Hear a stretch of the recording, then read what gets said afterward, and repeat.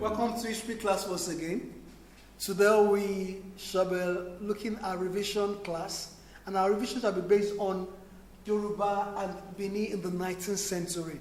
We have the following objective on the board to achieve for today's lesson. So I will want you to read the objective and then follow the lesson. Alright, Yoruba in the 19th century. Now, our case study of Yoruba in the 19th century had to be the Old Oyo Empire. The Old Oyo Empire. If you could remember that I told you that Yoruba in the 19th century was a democratic society. Democratic in the sense that they practiced monarchical system, but the monarchical system was subject to checks and balance. Checks and balance. In the sense that the Oba, the Alafin, could not become too powerful. It could be questioned. Now, the office of Alafin could be questioned by Oyomesi. Oyomesi, also known as the Council of Elders. We also have the secret court, who could question the authority of Alafin. Now, if Alafin is seen to be too powerful, it will be told to open the calabash. And once he opens the calabash, that means he has committed suicide. So we said that Yoruba was a democratic society and a monarchical society.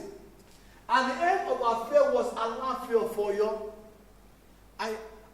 Oyo, who was guided by Oyomesi, the Council of Elders, and also the secret court. Mind you, the Yoruba will always, at that time, they will always have a standby army, and they call the army Esho. The Esho is headed by Are Ona Kakanfo. Are Ona Kakanfo was believed not to lose any war. Once he loses a war, he must not come back to the community.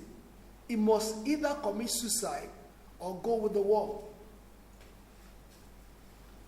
Now, I believe you can also remember that I told you that the fall of Old Oyo Empire, there are some factors that were responsible for the fall of Old Oyo Empire.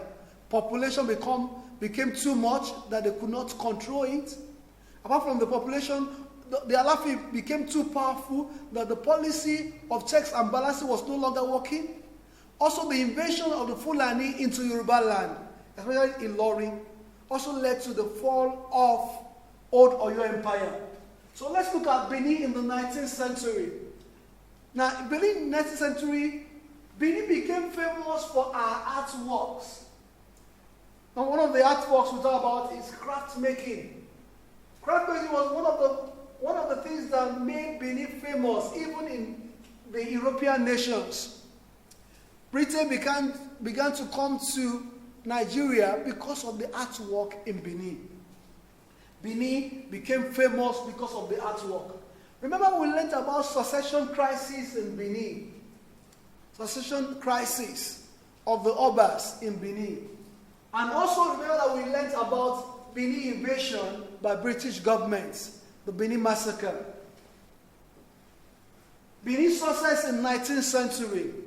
We thought about early civilization of Benin. We thought about early civilization, talk about economic stability, talk about availability of resources for the Benin people. We talk about slave trade playing a major role in the economy boom of Benin in the 19th century.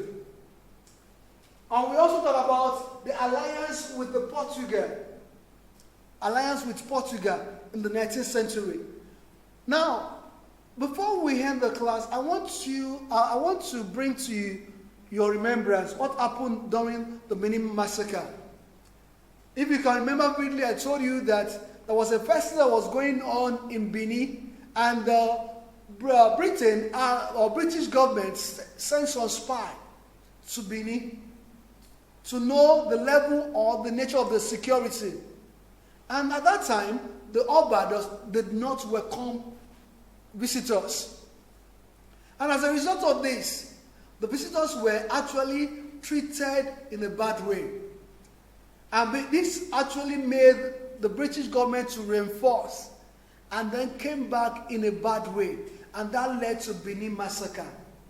And the Benin massacre led to the exile of the king in Benin, who was sent on exile.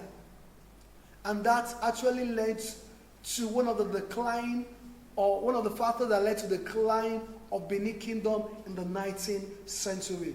I believe with this we have learned so much about our previous class, and this will bring back to our mind what we've learned so far, and in preparation for the exam, that we'll be able to have a better stand for the exam. Thank you for being in class.